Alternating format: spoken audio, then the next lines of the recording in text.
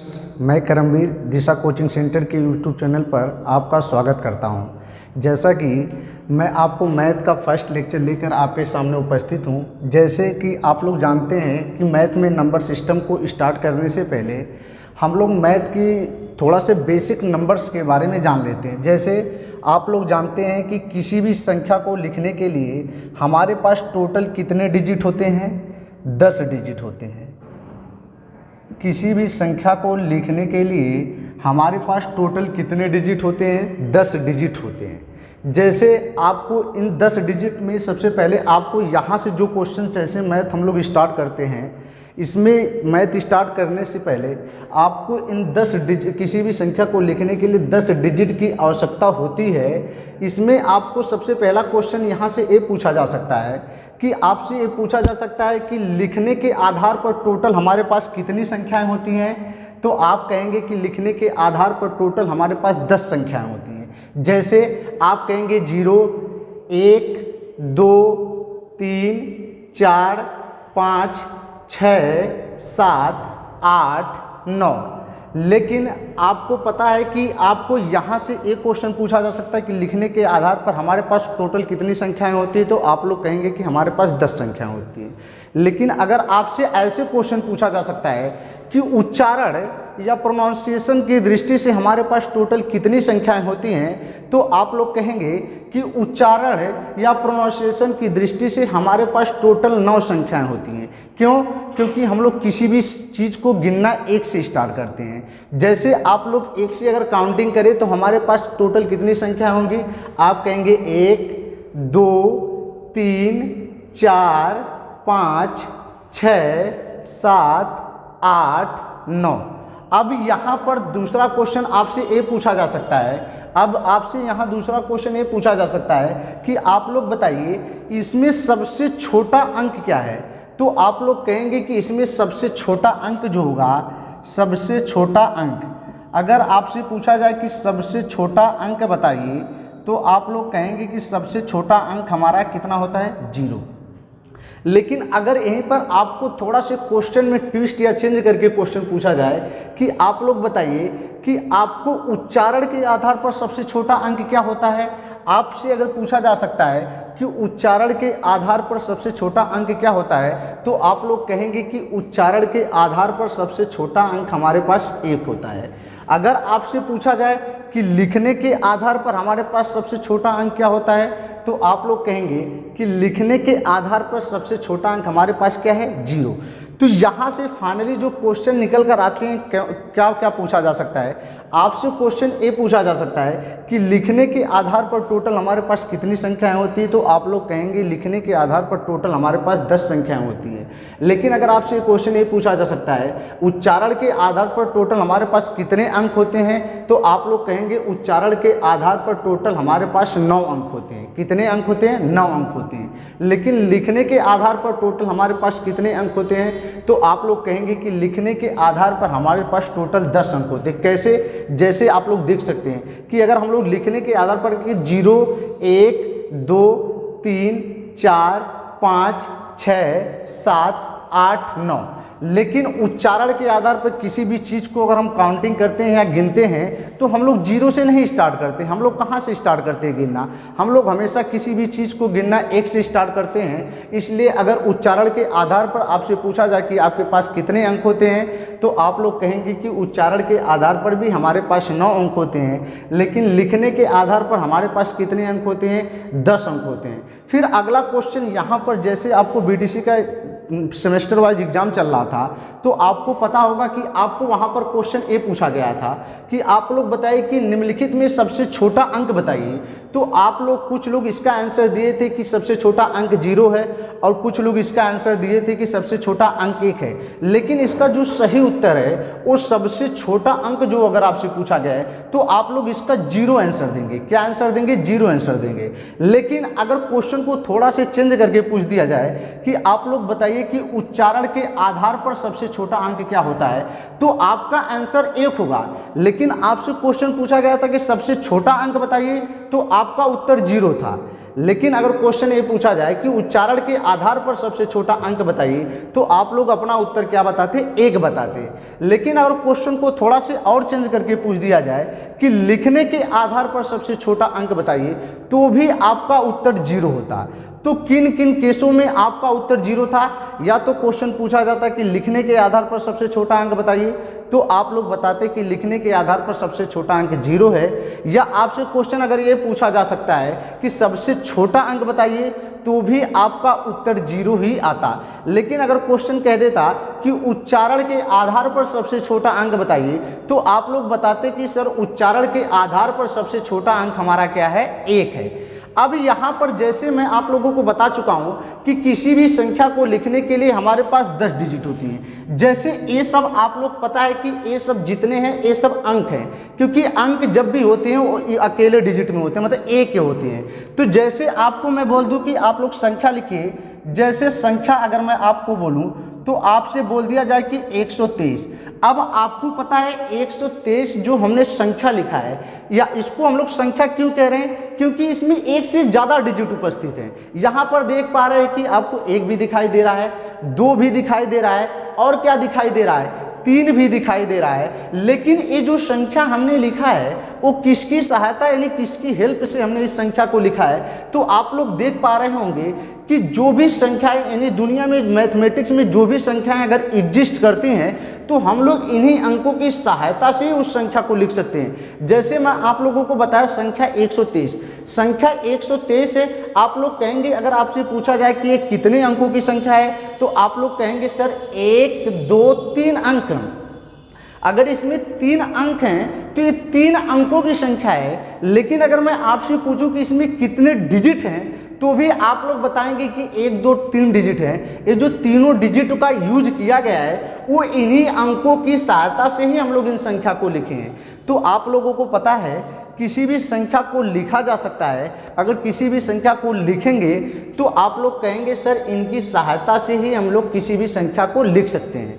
फिर मैं आप लोगों को थोड़ा सा रिवाइज करा दूं कि क्वेश्चन यहाँ से 2-3 क्वेश्चन पूछे जा सकते हैं कि आप लोग बताइए कि सबसे छोटा अंक क्या है, तो आप लोग बताएंगे कि सबसे छोटा अंक 0 है। अगर आपसे पूछा जाए कि उच्चारण के आधार पर सबसे छोटा अंक बताइए, तो आप लोग कहेंगे सब उच्चारण के आधार पर सबसे छोटा अंक 1 है। अगर आपसे क्वेश्चन यही थोड़ा सा चेंज करके पूछ दे कि लिखने के आधार पर सबसे छोटा अंक बताइए, तो आप लोग जानते हैं कि लिखने के आधार पर सबसे छोटा अंक हमारा क्या होगा? 0 होगा।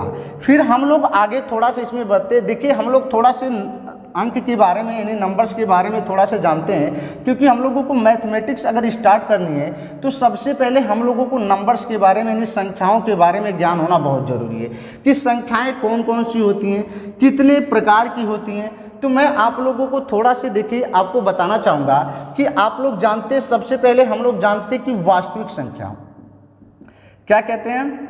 वास्तविक संख्या। वास्तविक संख्या को हम लोग क्या बोलते हैं? रियल नंबर बोलते हैं। क्या बोलते हैं? Real number. वास्तविक संख्या यानी रियल नंबर कहते हैं। तो आपको थोड़ा सा मैं बताना चाहूँगा, तो आपको पता है वास्तविक संख्या। फिर अगर आपसे आगे बात की जाए कि वास्तविक संख्या के बाद अगली आपसे बात की जाए कि प्राकृतिक संख्या क्या होती है, तो आप लोग जानते हैं कि प्राकृतिक संख्या क्या होती है, जिसे हम लोग इंग्लिश में कहते हैं नेचुरल नंबर। क्या कहते हैं? Natural number. क्या कहते हैं? नेचुरल नंबर कहते हैं। क्या कहते हैं? Natural number. फिर अगर मैं आपसे आगे बात करूं तो आप लोग जानते हैं कि नेचुरल नंबर के बाद अगर हम लोग आगे मूव करें तो आप लोग जानते हैं क्या होता है? पूर्णांक। पूर्णांक को आपको पता है, पूर्णांक को हम लोग इंग्लिश में क्या कहते हैं? इंटीजर्स कहते हैं। पूर्णांक को हम लोग इंग्लिश में इंटीजर्स कहते हैं। और आपको पता है पूर्णांक कितने प्रकार के होते हैं, ये सब मैं आगे चल के डिस्कस करूंगा।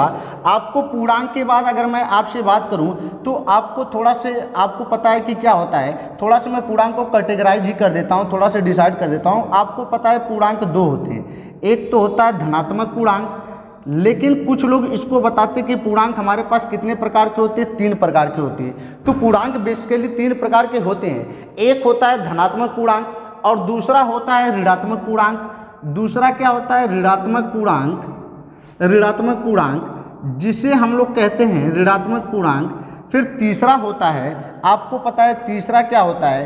तीसरा अगर हम लोग बात करें तो आपको पता है तीसरा क्या होता है, शून्य पूर्णांक होता है। क्या होता है, शून्य पूर्णांक।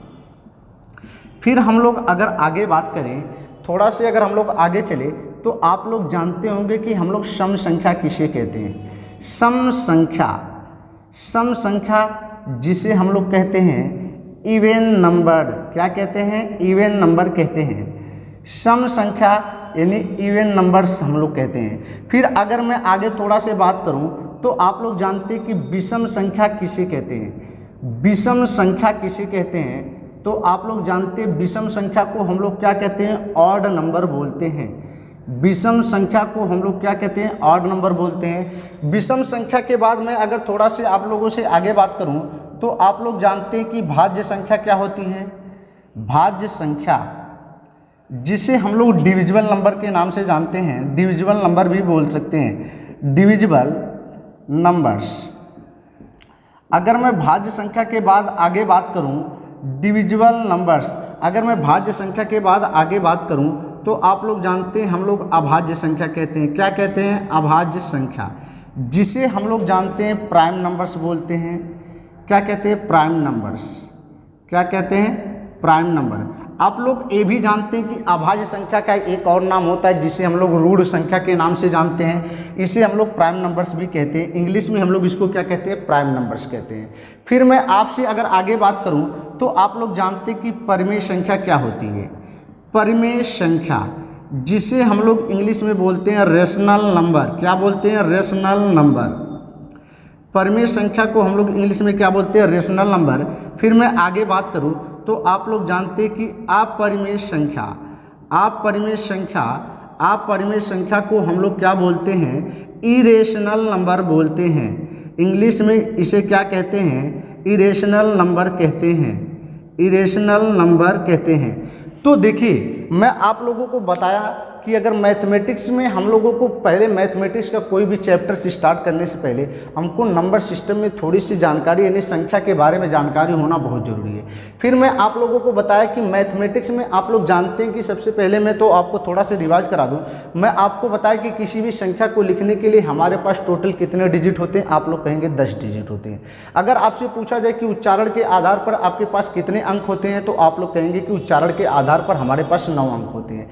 लेकिन फिर आगे बात करूं तो मैं आप लोगों को बताया कि उन डिजिट की सहायता से हम लोग किसी भी संख्या को लिख सकते हैं। तो मैं आप लोगों को संख्या भी लिख कर दिखाया, जैसे 123। आप कोई भी संख्या बना सकते हैं। 210, उसमें 210 जो संख्या होगी यानी 210 अगर आपने संख्या लिखा तो आपको पता है कि उसमें 2 है, 1 है और क्या है, 0 है। लेकिन इन्हीं डिजिट की सहायता से ही तो उस संख्या को लिखा गया है। फिर हम लोग अगर आगे चले तो फिर मैं आप लोगों को बताया कि देखिए आपको सबसे पहले संख्याओं के बारे में, यानी संख्याओं का कैटेगराइज करते हैं, यानी संख्याओं को अगर हम लोग डिवाइड मतलब बताते हैं तो हम लोगों ने बताया कि सबसे पहले आपको जानना है कि वास्तविक संख्या क्या होती है। तो आप लोग जानते हैं वास्तविक संख्या क्या होती है। थोड़ा से आप लोग इसकी डिफिनीशन सुनिए, फिर मैं आपको इसका एग्जाम्पल दूंगा। जैसे आप लोग जानते हैं कि किसी भी संख्या को लिखने के मतलब कोई भी संख्या अगर माइनस इनफाइनाइट से प्लस इनफाइनाइट के बीच में अगर हम लोग लिख दें, माइनस इनफाइनाइट से डॉट डॉट प्लस इनफाइनाइट के बीच में कोई भी संख्या लिख दिया जाए, जैसे आप कहेंगे सर 1000 वास्तविक है, 1000 बिल्कुल वास्तविक है। अगर आपसे पूछा जाए कि 2000 वास्तविक है, आप कहेंगे सर 2000 संख्या बिल्कुल वास्तविक है। अगर मैं कह दूं -1000 यानी -1000 वास्तविक, आप कहेंगे हाँ सर उन संख्या को हम लोग बोर्ड या कॉपी पर लिख सकते हैं, इसलिए उन संख्याओं को हम लोग क्या कह रहे हैं, वास्तविक संख्या कहते हैं।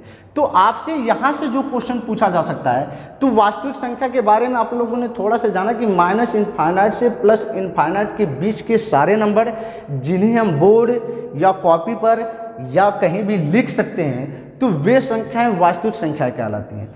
तो आप कहेंगे इसका मतलब सर जितनी भी संख्याएं ये सब वास्तविक संख्या है। मैं कहूँगा हाँ, ये जो प्राकृतिक संख्या है, पूर्णांक है, सम संख्या है, विषम संख्या है, भाज्य संख्या है, अभाज्य संख्या है, परिमेय संख्या है, अपरिमेय संख्या, ये सारी संख्या वास्तविक संख्या के अंतर्गत आती हैं। तो आपको पता है कि सर तो कौन सी ऐसी संख्याएं होंगी जो वास्तविक नहीं होंगी, तो मैं आप लोगों को बताना थोड़ा सा चाहूँगा। तो आप लोग जानते हैं कि जैसे कोई भी संख्या लिखिए, जैसे मैं आपको कहूँ कि -1, ये -1 वास्तविक है, आप कहेंगे सर -1 वास्तविक नहीं है, क्योंकि आप लोग जानते हैं तो कि ये जो स्क्वायर रूट है यानी वर्गमूल का जो सिंबल है, अगर इस करड़ी के अंदर कोई भी संख्या अगर ऋणात्मक हो जाती है तो उसका वर्गमूल हम लोग नहीं निकाल सकते। जब हम लोग वर्गमूल नहीं निकाल सकते तो ये संख्या कैसी संख्या हो जाती है, काल्पनिक संख्याएं हो जाती है। यानी आप लोग जानते हैं ये संख्या कैसी संख्या हो जाती है, काल्पनिक संख्या है। आप लोग जानते हैं √-1 जो होता है इसको हम लोग क्या कहते हैं, आई। इसका मतलब ये है कि अगर जिन नंबर मतलब जिन संख्याओं के साथ आई लगा होगा, यानी आपको पता है जिनके साथ अगर आई लगा होगा इसका मतलब वो भी सर्ववास्तविक नहीं होंगी। जैसे आपको मैं बात करूं तो आप लोग जानते हैं कि आप लोग थोड़ा से आप लोग जानते हैं, इसको मिटा दें। जैसे मैं आप लोगों को थोड़ा से बताना चाहूँगा कि आपको थोड़ा से मैं आगे इसमें बताऊं। जैसे आप लोग देखिए इसका एग्जाम्पल देखिए, तो देखिए यहाँ पर क्या है, जैसे आपसे पूछ दिया जाए कि 2i वास्तविक है, आप कहेंगे सर बिल्कुल वास्तविक नहीं है।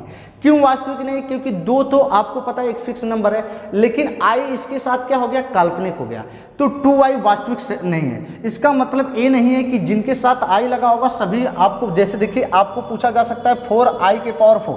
अगर मैं आपसे पूछूं कि 4i⁴ वास्तविक है कि नहीं, तो आप कहेंगे सर ये बिल्कुल वास्तविक है। क्यों? क्योंकि अगर आपको ये भी डिसाइड मतलब ये भी ध्यान में रखना है कि अगर यहाँ 4 लिखा है, यहाँ क्या लिखा, i लिखा है, i⁴, यानी अगर i जिन संख्या के साथ i लगा होगा तो आप लोग कहेंगे कि वे संख्या वास्तविक नहीं होंगी, यानी काल्पनिक होंगी।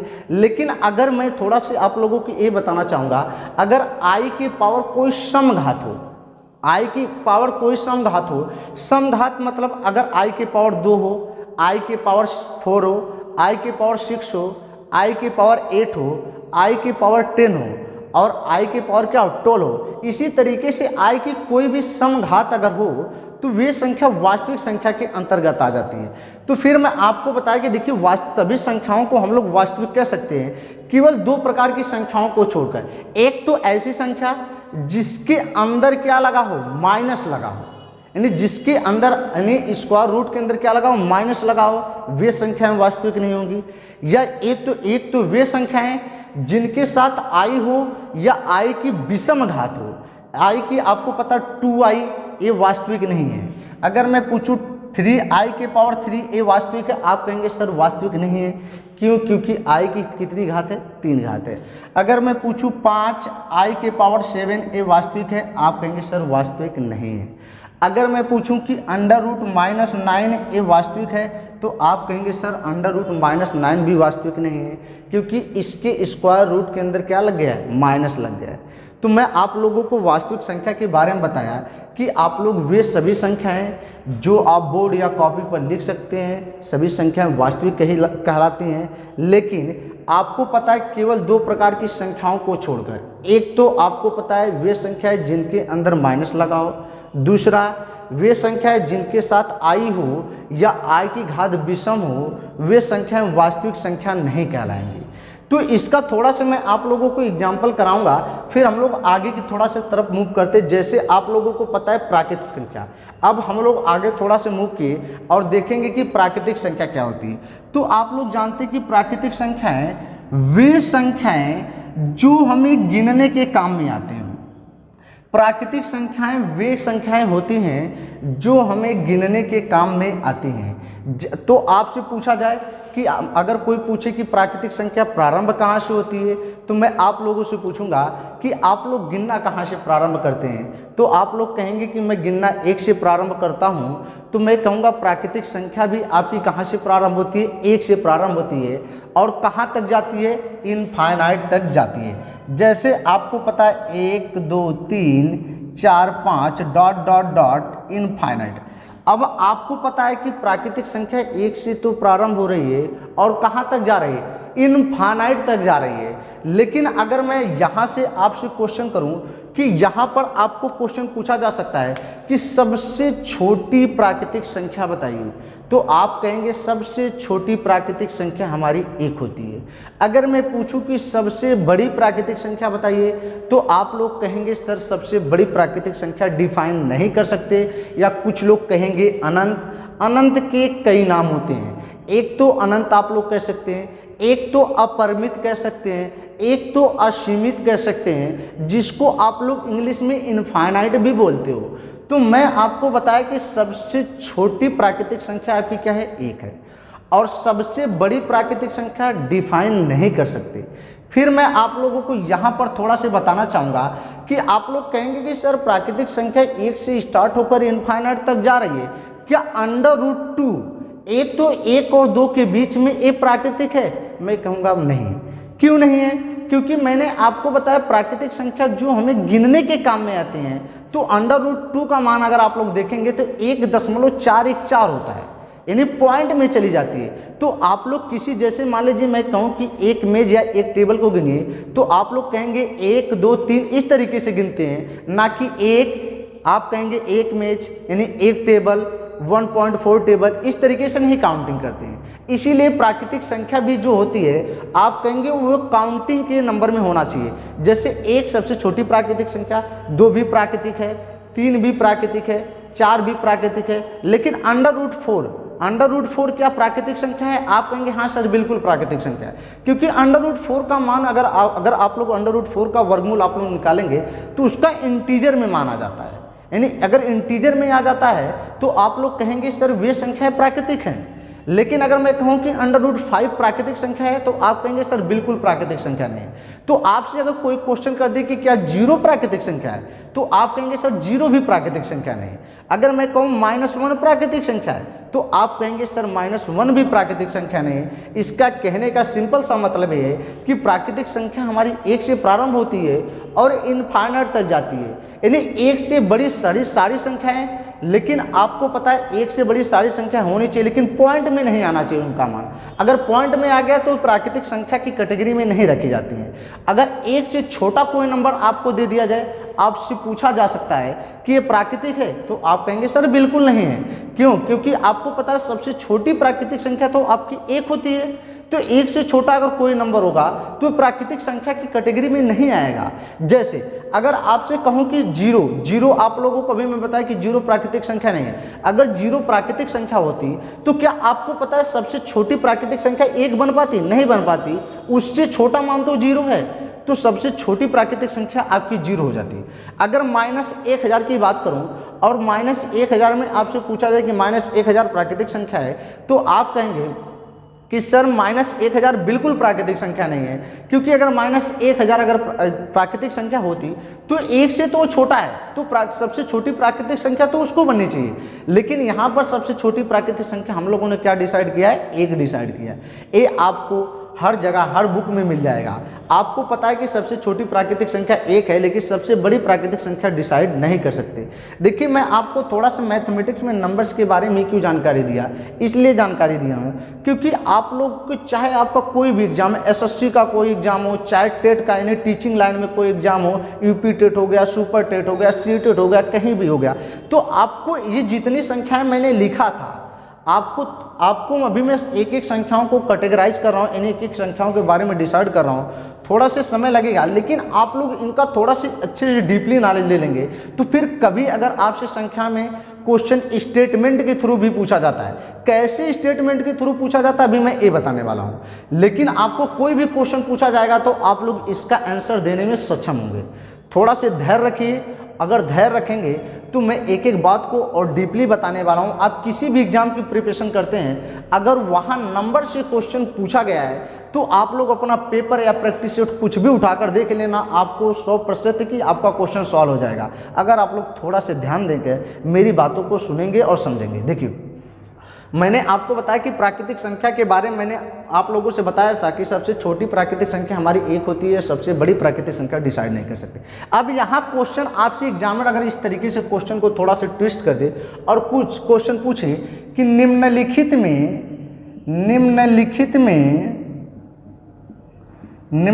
में से कौन सी संख्या प्राकृतिक संख्या नहीं है, प्राकृतिक संख्या नहीं है।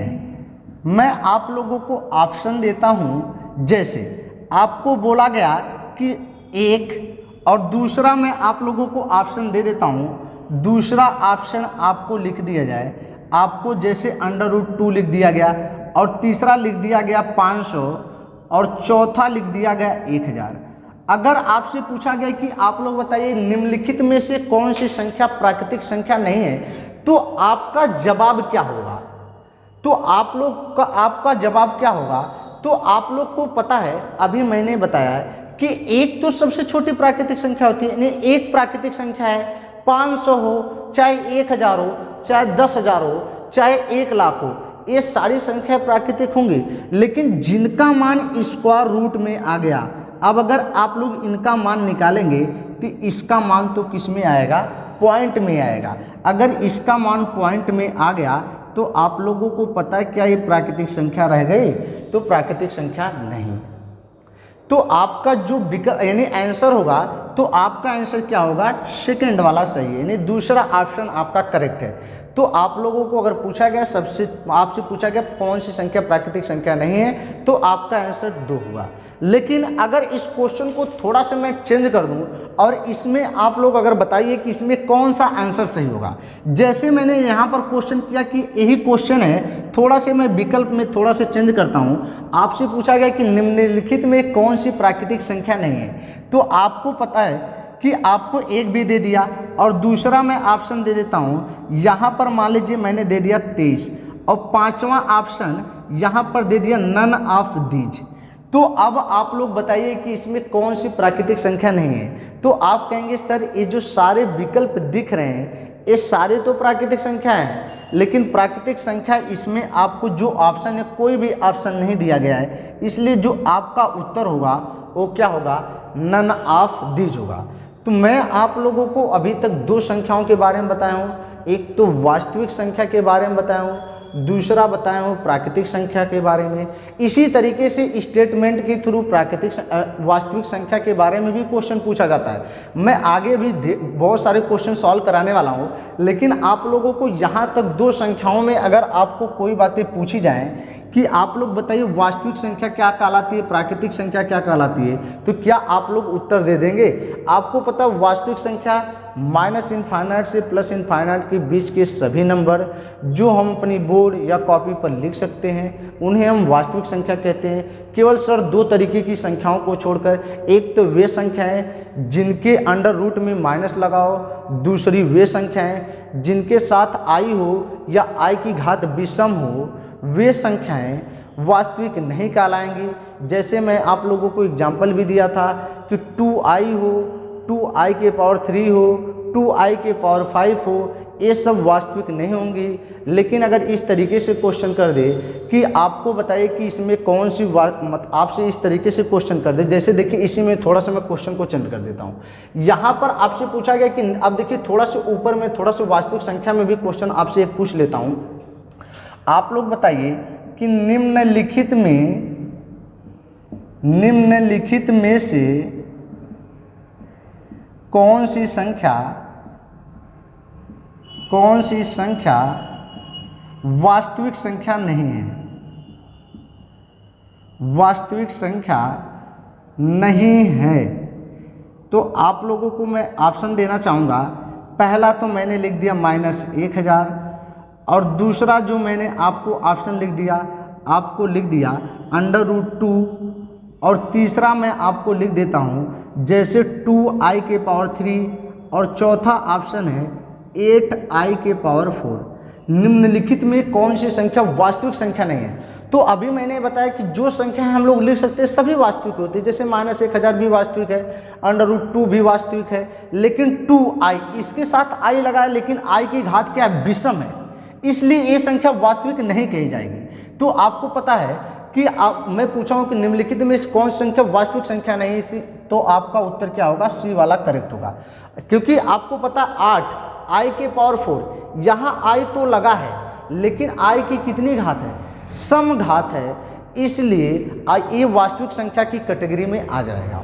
अब हम लोग थोड़ा से आप लोग दोनों टॉपिक पे एक वास्तविक संख्या के बारे में, प्राकृतिक संख्या के बारे में आप लोगों ने देख लिया। अब हम लोग आगे मूव करते हैं। जैसे मैं आप लोगों से बात करूं कि पूर्णांक क्या होता है। पूर्णांक, तो आप लोग थोड़ा से पूर्णांक की डिफिनीशन सुनिए। पूर्णांक हम लोग कहेंगे कि पूर्णांक ऋणात्मक पूर्णांक 0 और धनात्मक पूर्णांक के सम्मिलित रूप को ही हम लोग क्या बोलते हैं? पूर्णांक बोलते हैं। ऋणात्मक पूर्णांक 0 और धनात्मक पूर्णांक के सम्मिलित रूप को ही हम लोग क्या बोलते हैं, पूर्णांक बोलते हैं। तो आप लोग जानते हैं कि पूर्णांक कितने प्रकार के होते हैं। मैं आप लोगों को बताया हूँ कि पूर्णांक 3 प्रकार के होते हैं। एक तो होता है ऋणात्मक पूर्णांक, दूसरा होता है धनात्मक पूर्णांक, तीसरा होता है शून्य पूर्णांक। तीसरा क्या होता है, शून्य पूर्णांक कहा जाता है। तो आप लोग देखेंगे कि यहाँ से मैंने अभी पूर्णांक की डिफिनीशन आप लोगों को बताया। क्या बताया कि ऋणात्मक पूर्णांक, शून्य और धनात्मक पूर्णांक के सम्मिलित रूप को ही हम लोग पूर्णांक कहते हैं। जैसे अगर मैं थोड़ा से आपको रिप्रेजेंट करके दिखाऊं तो आप लोग कहेंगे sir dot dot -1 0 1 comma dot dot dot plus infinite, ये आपको पूर्णांक बताएंगे। लेकिन आपको पता है पूर्णांक, इसका नाम ही पूर्णांक है। पूर्णांक का मतलब पूर्ण अंक। तो इनके साथ जो भी नंबर होंगे, यानी माइनस इनफाइनाइट से प्लस इनफाइनाइट के बीच में जो भी नंबर होंगे वे सब में दशमलव नहीं लगा होना चाहिए। अगर दशमलव लगा होगा तो ये पूर्णांक नहीं कहे जाएंगे।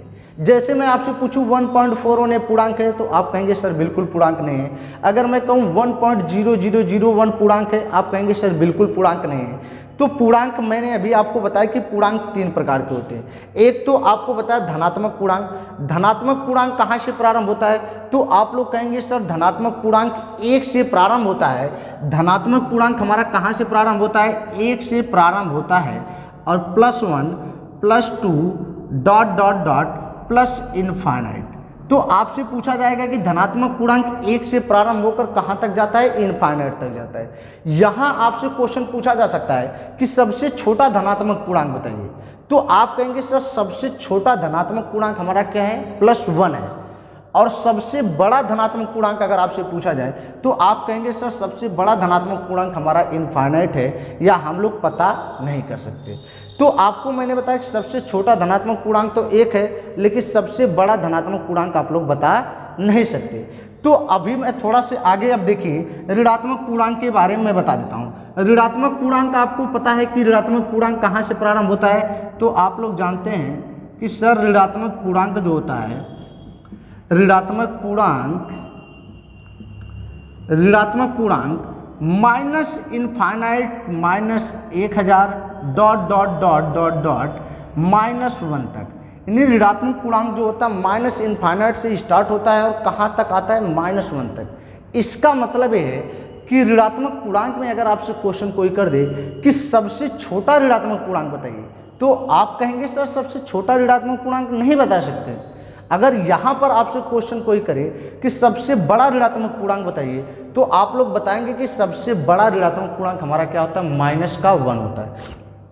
तो अभी आप लोगों ने देखा है कि हर संख्या में, चाहे प्राकृतिक संख्या हो चाहे धनात्मक पूर्णांक हो, हम लोग सबसे छोटा पता कर पा रहे थे। यानी सबसे छोटी प्राकृतिक संख्या 1 थी, सबसे छोटी धनात्मक संख्या 1 थी।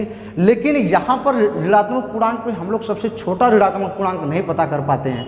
यहाँ पर हमको क्या पता होता है, सबसे बड़ा ऋणात्मक पूर्णांक हम लोग बता लेते हैं कि सबसे बड़ा ऋणात्मक पूर्णांक हमारा -1 होता है, लेकिन सबसे छोटा ऋणात्मक पूर्णांक हम लोग नहीं बता सकते। अब जीरो के बारे में थोड़ा सुनिए। देखिए कोई भी, जैसे 1000 है, एक धनात्मक पूर्णांक है, 2000 एक धनात्मक पूर्णांक है, -500 एक ऋणात्मक पूर्णांक है, -2 ऋणात्मक पूर्णांक है, -500 ये भी ऋणात्मक पूर्णांक है। अगर मैं कहूँ -10,000 ये भी ऋणात्मक पूर्णांक है, मैं कहूँ 1,00,000 ये भी क्या धनात्मक पूर्णांक है। तो आपको पता है धनात्मक पूर्णांक 1 से स्टार्ट होगा, इनफाइनाइट तक जाएगा। यानी 1 से प्रारंभ होकर 1 से बड़ा कोई भी नंबर लीजिए, बस उनका मान दशमलव में नहीं आना चाहिए, वे पूर्णांक कहलाएंगे। ऋणात्मक पूर्णांक में माइनस इनफाइनाइट से, यानी -1 से छोटा कोई भी नंबर लीजिए और उनके साथ अगर माइनस लगा हो तो उन्हें हम ऋणात्मक पूर्णांक कहेंगे, बस उनके साथ दशमलव नहीं लगा होना चाहिए। तो अभी आप लोग कहेंगे सर आप तो धनात्मक पूर्णांक के बारे में बता दिए, ऋणात्मक पूर्णांक के बारे में बता दिए, तो जीरो भी तो पूर्णांक है। तो जीरो क्या है, तो मैं कहूँगा जीरो पूर्णांक है, यानी पूर्णांक की डिफिनीशन को फुलफिल्ड करता है। जीरो को पूर्णांक कहते हैं, लेकिन एक उदासीन पूर्णांक है।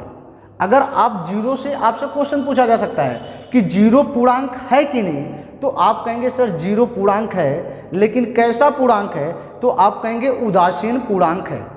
फिर मैं अगर आपसे बात करूं इसमें क्वेश्चन कैसे पूछा जा सकता है, आपसे क्वेश्चन अगर मैं इसमें पूछ दूं कि आप लोग बताइए निम्नलिखित में कौन सी संख्या जो पूर्णांक नहीं है। निम्नलिखित में कौन सी संख्या जो पूर्णांक नहीं है।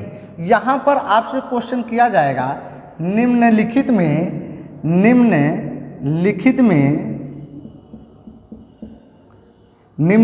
में से कौन सी संख्या पूर्णांक नहीं है। क्या नहीं है? पूर्णांक नहीं है। तो आप लोग जानते हैं कि जैसे मैं आपसे ऑप्शन अगर दूं तो आपको पता है कि -1000, दूसरा 0 और तीसरा आपको √2 दे दिया जाए और चौथा आपको दे दिया गया है 10,000। तो अब आप लोग बताइए इसमें कौन सी संख्या पूर्णांक नहीं है। तो अभी मैंने आपसे क्वेश्चन किया क्यों पूर्णांक बताना है। तो आपको पता है कि अगर पूर्णांक बताना है तो चाहे वो धनात्मक पूर्णांक हो, चाहे ऋणात्मक पूर्णांक हो, चाहे शून्य पूर्णांक हो, वे सभी पूर्णांक की कैटेगरी में तो आएंगे। क्योंकि मैंने किसी का स्पेशल नाम नहीं लिया कि आप लोग धनात्मक पूर्णांक बताइए या ऋणात्मक पूर्णांक बताइए या उदासीन पूर्णांक बताइए। मैं यहाँ पर आपसे क्वेश्चन किया हूँ कि निम्नलिखित में से कौन सी संख्या पूर्णांक नहीं है। तो आपको स्पेशली फोकस किस पे करना है कि पूर्णांक पे फोकस करना है। तो आपको पता है पूर्णांक पे फोकस करना है तो -1000 पूर्णांक है क्योंकि इसके साथ दशमलव नहीं लगा है। अगर ये पूर्णांक है तो कैसा पूर्णांक है? ऋणात्मक पूर्णांक है। तो आपको अभी मैंने बताया कि 0 भी एक पूर्णांक है। अगर आपको मैं बताया 0 भी एक पूर्णांक है तो ये कैसा पूर्णांक है? तो आप लोग कहेंगे कि 0 एक उदासीन पूर्णांक है। अब मैं आपको बताऊँ कि √2 का अगर मान आपसे पूछा जाए तो आप लोग कहेंगे 1.414। इसका मान तो पॉइंट में आ गया। अगर इसका मान पॉइंट में आ गया तो आप लोग कहेंगे सर ये पूर्णांक नहीं है, बाकी सब क्या है? पूर्णांक है। तो आपका क्वेश्चन क्या था कि निम्नलिखित में कौन सी संख्या पूर्णांक नहीं है। तो आपका आंसर कौन सा सही है? सी वाला सही है।